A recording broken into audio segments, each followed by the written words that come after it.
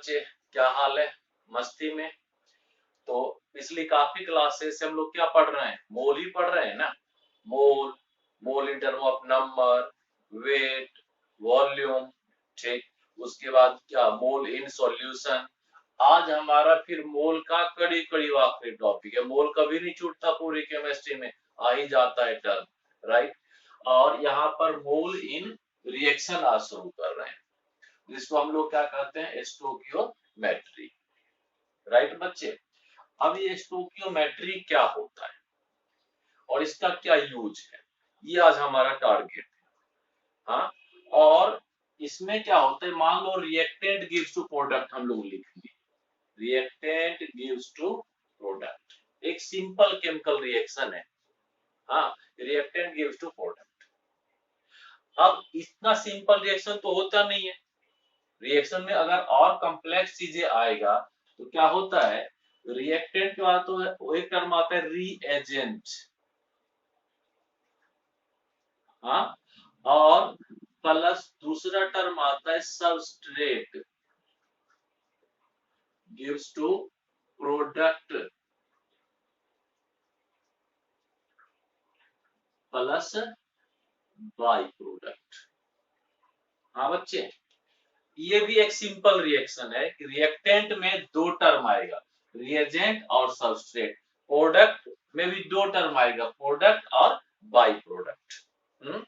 अब आता है कि सर रिएजेंट क्या होता है और सबस्ट्रेट क्या होता है।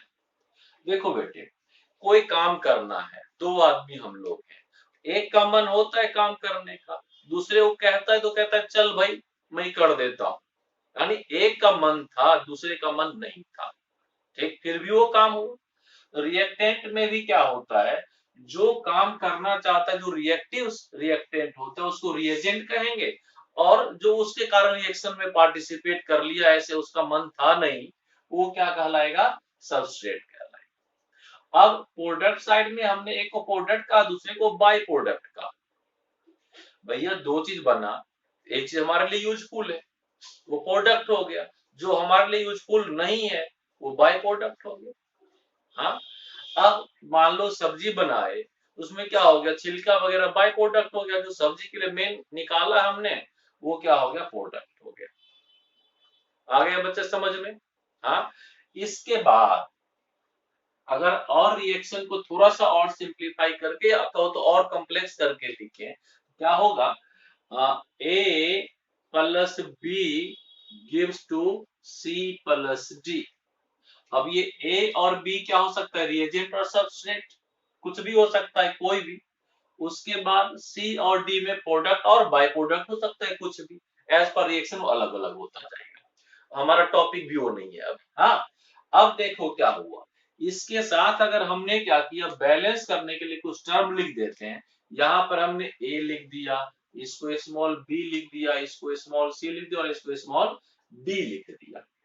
हाँ, अब कहेंगे बेटे बताओ ये जो small A B C D है वो क्या है? Capital A B reactant, reagent या substrate, capital C and D product, product main product है ना, बाय प्रोडक्ट।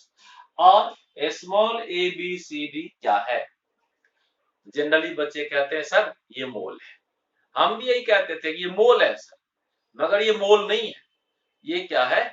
स्टोइचियोमेट्रिक कोएफिशिएंट है ऑफ बैलेंस केमिकल रिएक्शन। मोल किसी रिएक्शन में जब पर्टिकुलर नंबर के साथ आता है तो मोल नहीं कहलाता है, वो स्टोइचियोमेट्रिक कोएफिशिएंट कहलाता है।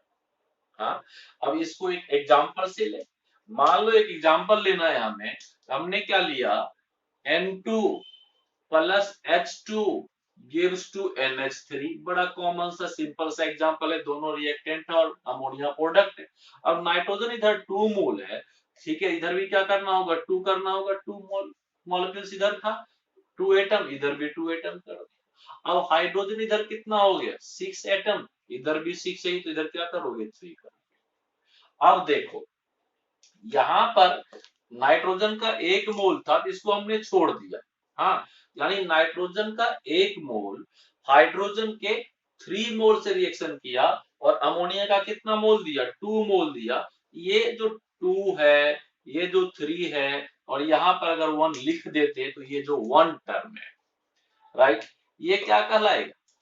Mole of nitrogen, mole of hydrogen, mole of ammonia react and produce. ये तो हम एग्री कर रहे हैं, मगर इस पूरे रिएक्शन में, ठीक है, ये जो 1, 3 और 2 है, ये इस रिएक्शन का स्टोइचोमेट्रिक कोएफिशिएंट है, जो बताता है इस रिएक्शन में कितना मोल नाइट्रोजन का, कितने मोल हाइड्रोजन से रिएक्शन करके कितना मोल अमोनिया फॉर्म करता है।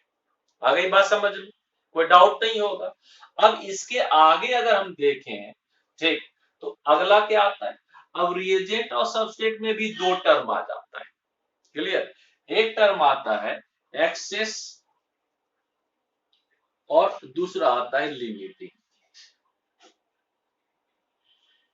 हो गया?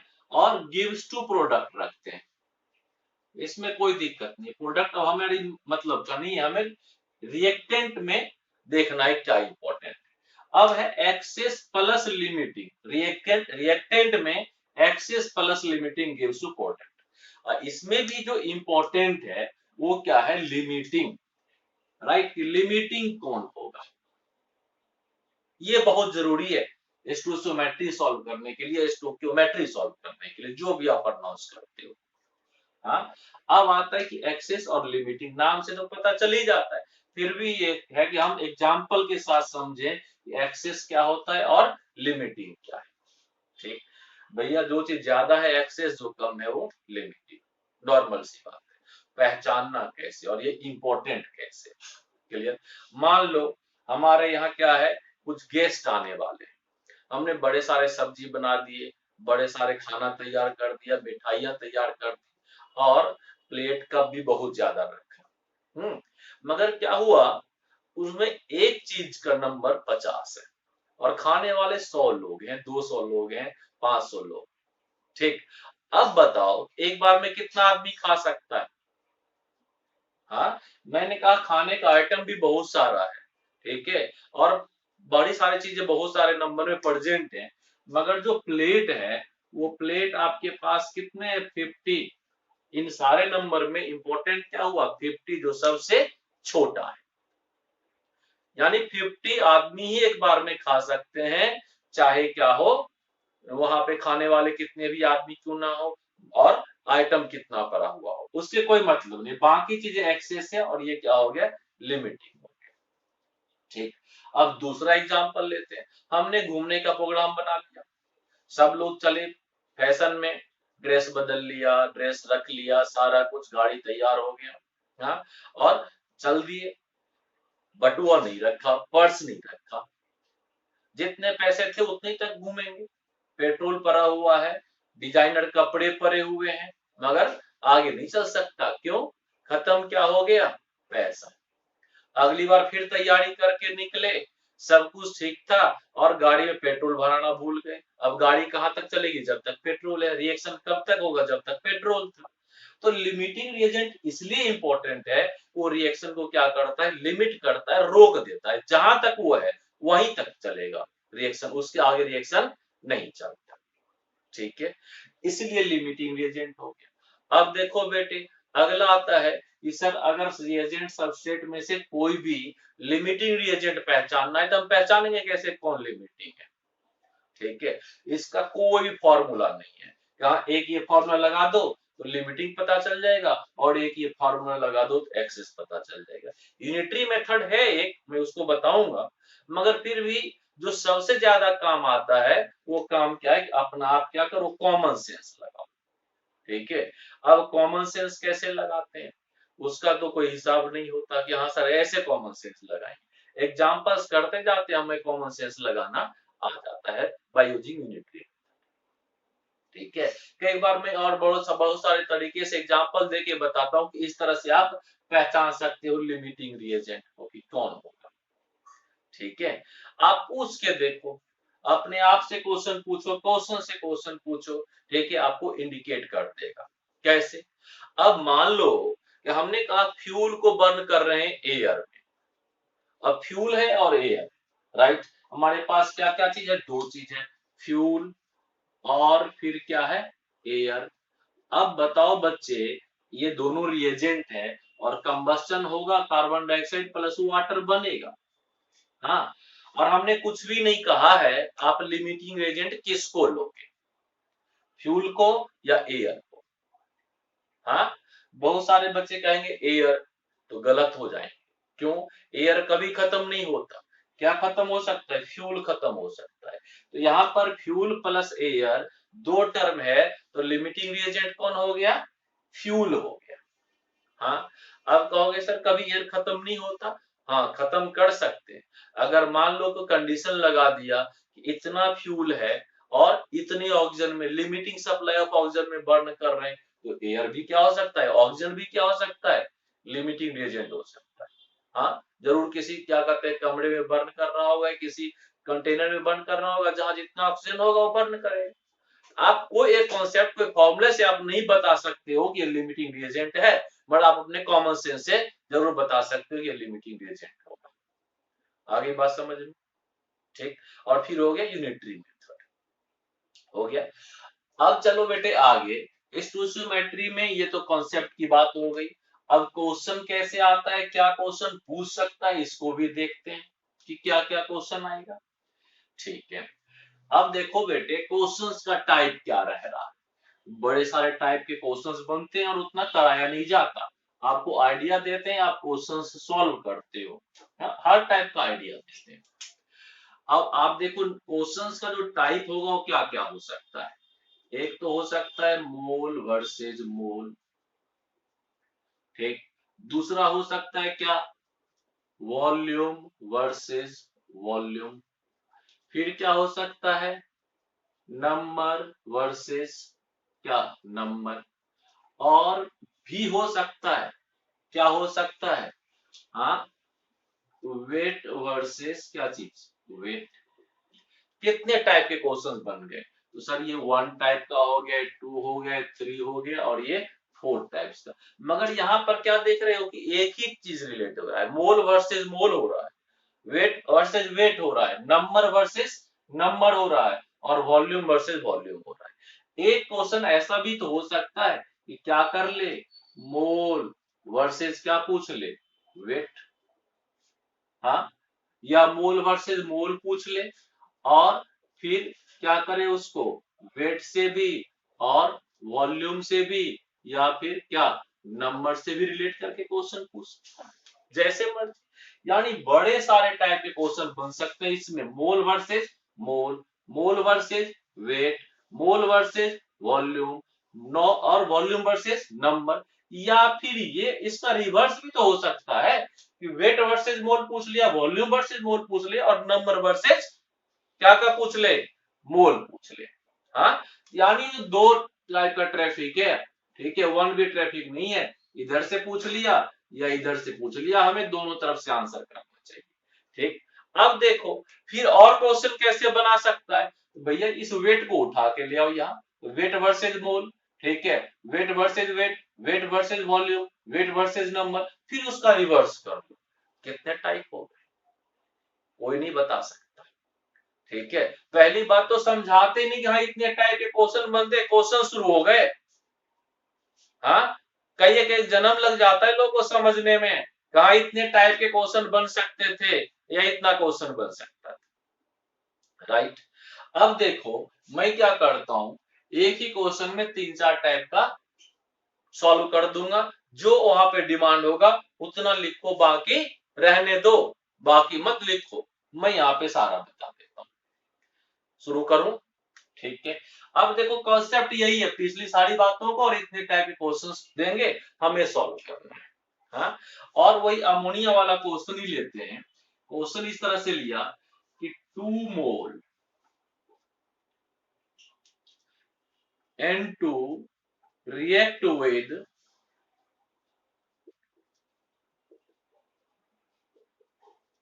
5 mole H2। Calculate mole, weight and volume of NH3 produce. Right बच्चे, ये क्वेश्चन दे दिया। अब देखो स्टोइचियोमेट्री लगानी है। हाँ, यानी क्या लगाना है, कि स्टोइकियोमेट्री कहते हैं किसको, इस क्वेश्चन को सॉल्व करने के लिए आपको रिएक्शन लिखने आना चाहिए, उसको बैलेंस करना आना चाहिए। ये सब आप 9th क्लास में पढ़े होंगे। थोड़ा थोड़ा मैं यहाँ बता दूंगा, क्यों नहीं बताऊंगा। अब स्टोइकियोमेट्री है, रिएक्शन लिखो पहले, ठीक है। क्या है, N2 plus H2 gives to NH3। अब बैलेंस करो। बैलेंस करने का क्या रूल है, पहले अदर एटम्स को बैलेंस करो।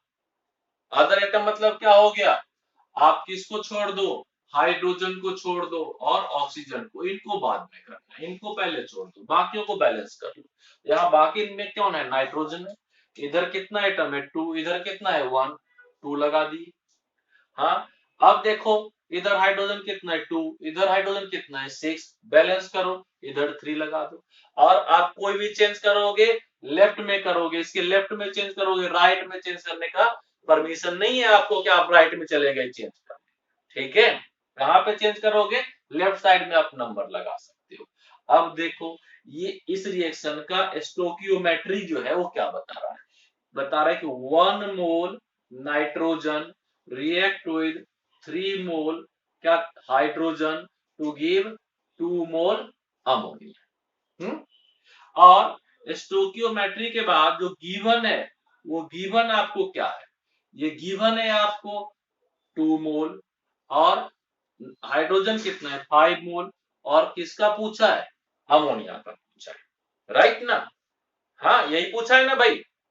अब देखो सॉल्व करते हैं इसको। यूनिटरी मेथड क्या है, हमने सीधा सीधा लिखा कि 1 मोल N2 react with 3 mole H2, और इसलिए क्या होगा 2 मोल N2 react with क्या होगा 2 into 3 मोल क्या H2। हाँ, यानी कितना आ गया आंसर बेटे हमारा, ये 6 मोल आ गया। अब देखो लिमिटिंग रिएजेंट, यहाँ पर नाइट्रोजन हम ये सॉरी हाइड्रोजन हमें कितना मोल चाहिए, 6 मोल चाहिए, राइट। और है कितना 5 मोल। देखते ही पता चल रहा है कि रिक्वायरमेंट हमारे पास 6 मोल हाइड्रोजन का है, और अवेलेबल हमारे पास कितना है 3 मोल है, सॉरी अवेलेबल हमारे पास 5 मोल है। तो क्या हो जाएगा, हाँ हाइड्रोजन इज लिमिटिंग रिएजेंट। सीधा सीधा लिख सकते हो या लैंग्वेज भी दे सकते हो, hence H2 is limiting reagent। ये बता दिया, कई बार तो इसी का मार्क्स मिल जाता है कौन लिमिटिंग रिएजेंट है, आपने बता दिया 2 मार्क्स का क्वेश्चन है, 1 मार्क्स आपको लिमिटिंग रिएजेंट बताने का मिल गया कि बच्चा पहचान तो रहा है लिमिटिंग रिएजेंट को, इंपॉर्टेंट काम। अब आपको क्वेश्चन किससे करना है, कहां तक कहानी चली थी, जब तक जितना प्लेट था उतना ही खाना खाए थे लोग। हाँ, जब तक पैसे थे तब तक सैर हो रहा था, जब तक पेट्रोल था तब तक गाड़ी चल रही थी। हाँ, तो यहाँ पर कब है, जब तक हाइड्रोजन है तब तक रिएक्शन चल रहा है। और सॉल्व करो इसको, क्या लिखेंगे, लिखेंगे 3 मोल, सारा काम अब हाइड्रोजन डिसाइड कर रहा है इसलिए हाइड्रोजन से लेके चलना है। 3 मोल H2 क्या होगा, गिव्स 2 मोल NH3, इसलिए 1 मोल क्या होगा 2/3, इसलिए कितना मोल 5 मोल, क्यों गिवन आपका कितना है 5 मोल ही है। हाँ ठीक है, तो क्या हो जाएगा, हाँ सॉरी यहाँ पे 3 आएगा बेटा, 3 मोल गिव्स 2 मोल, तो 1 मोल क्या होगा 2/3 मोल, इसलिए कितने मोल में 5 मोल में कितना होगा 2/3, 2/3 और डिवाइड और मल्टीप्लाई बाय 5, तो कितना हो जाएगा ये 10/3 यानी 3.33 मोल। आ गया बच्चे, हो गया 3.33 मोल क्या आ गया NH3 प्रोड्यूस करेगा, मगर हमने मोल दे दिया, ठीक। अब 2 मार्क्स का क्वेश्चन था, 1 मार्क्स या आधा मार्क्स यहीं से स्टेप का मिल गया, आधा मार्क्स इसका मिल गया। अब कह दिया कि वेट भी बताओ और वॉल्यूम भी बताओ। ठीक, बड़ा सिंपल सा है। क्लियर कि 1 मोल अमोनिया का वेट कितना होता है, 17 ग्राम होता है, निकाल लो। हाँ, और सॉल्व कर दो। हाँ, इसको इधर सॉल्व करता हूँ, इधर तो हो गया, आप लोग का नोट कर लिया होगा आप लोगों ने। कई बार बच्चे कहते हैं सर आप तो स्लो होते हो, तब तक हम साथ साथ ही नोट कर लेते हैं, अच्छी बात है, हो गया। अब हो गया 1 मोल क्या NH3 इक्वल टू क्या होगा, नाइट्रोजन का 14 प्लस 1 इंटू 3 यानी 17 ग्राम।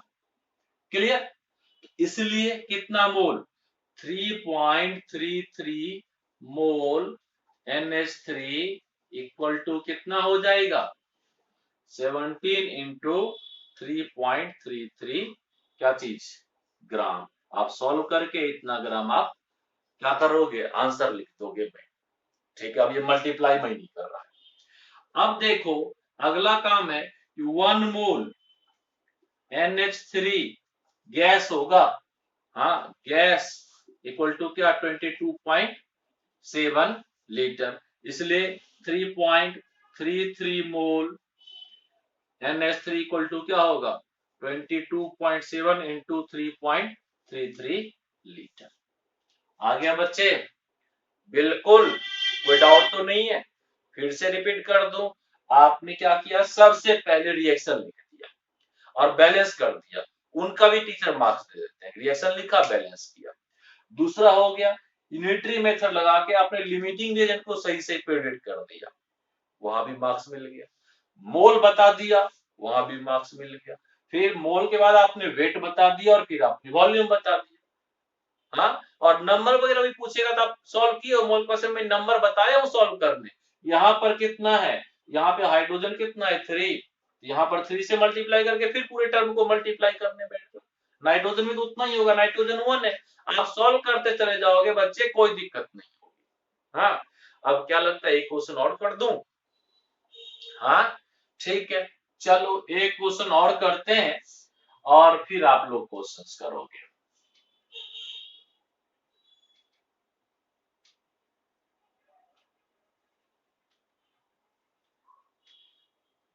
और देखना बेटे यहाँ पर क्या था, जितनी रिक्वायरमेंट होगी उतने का आंसर करना, ये नहीं देखना है कि सर ने ये भी निकाल दिया था, ये भी निकाल दिया था तो हम भी निकाल दें, नहीं, सर ने आपको सिखाया था और वहां आप सिखा नहीं रहे हो, वहां पे आप आंसर कर रहे हो, जितना पूछा जाता है उतना ही बताओ, ज्यादा बोलना भी ज्यादा लिखना भी इनडिसिप्लिन होगा। हाँ, 16 ग्राम CH4 burn in air, calculate the mole weight and volume of water produce। हाँ, ये आपको क्वेश्चन दे दिया।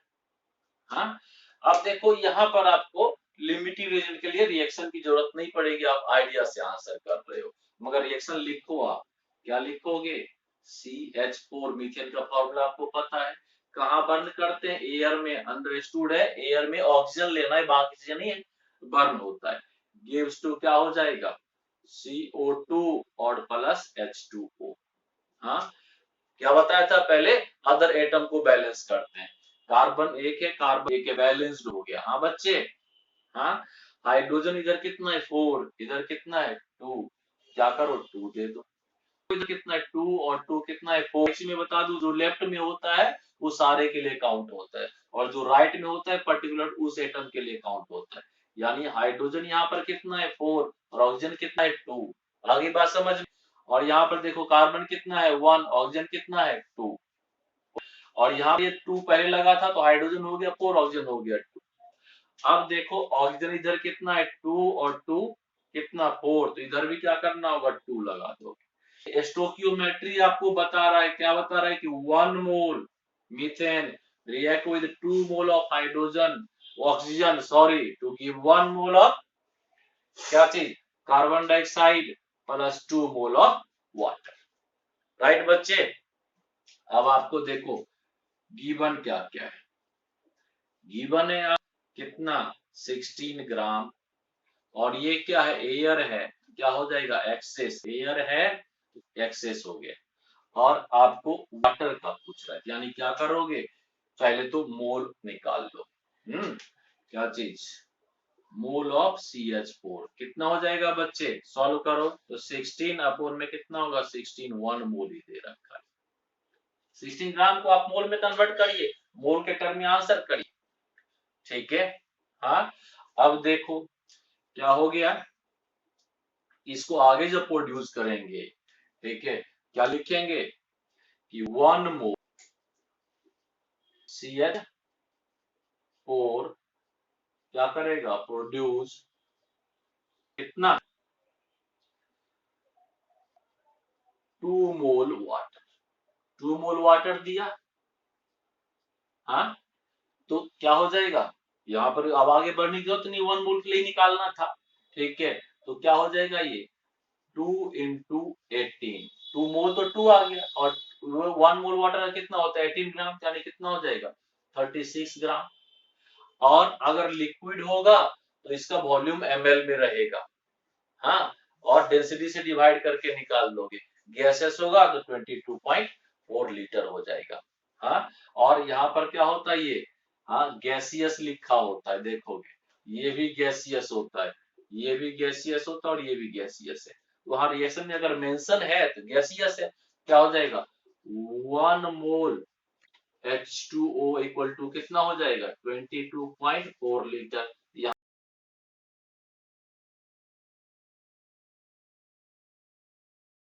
इसको आप लोग नोट करो और देखते हैं कि कोई और क्वेश्चन करना भी चाहिए या सीधा होमवर्क में दे देना चाहिए।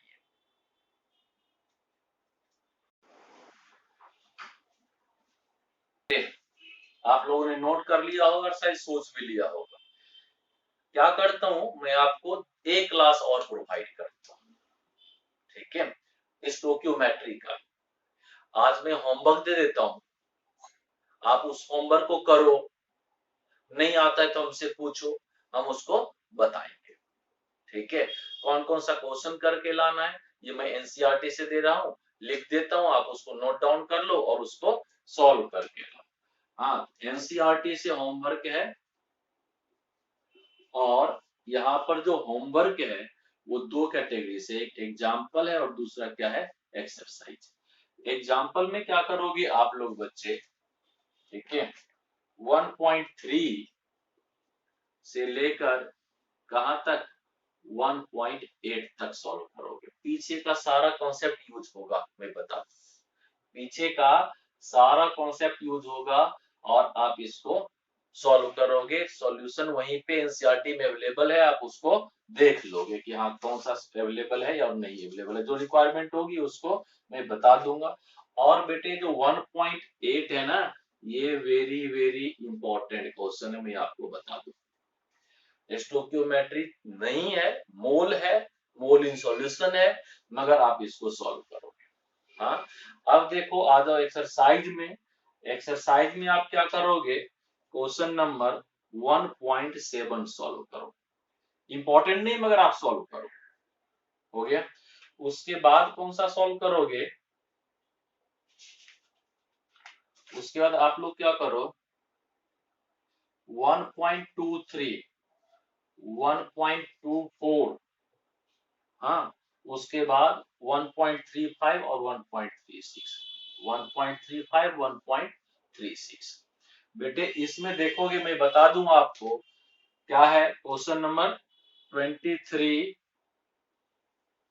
24, 35 और 36 और 1.8, ये आपका मस्ट डू क्वेश्चन है, आप इसको जरूर कर लेना, आपके एग्जाम में रहने वाला है ये क्वेश्चन, ठीक है। और इसी से कंपटीशन का क्वेश्चन भी निकलेगा। हाँ जो नहीं आएगा मैं बताऊंगा, अगली एक क्लास मैंने कहा था वहां पर मोल इन सॉल्यूशन को स्टोइकोमेट्री से रिलेट करके बताऊंगा, फिर सॉल्यूशन एंड, ये क्या करते हैं मोल एंड हो जाएगा। आगे बात समझ में। हाँ आज की मुलाकात इतना ही है, ये आपका क्या है होमवर्क सेक्शन है, आप इसको करिए, कमेंट करिए, जो ग्रुप में आंसर सेंड कीजिए। बहुत बच्चे आंसर सेंड करते हैं, इंडिविजुअली करते हैं, और ग्रुप में भी करिए आंसर्स, ठीक है। गलत होगा उससे ज्यादा कुछ नहीं होगा, बेइज्जती नहीं होती ग्रुप में, आप सीखने के लिए आते हो यहाँ पर, ठीक है। हाँ, और आज की मुलाकात यहीं तक।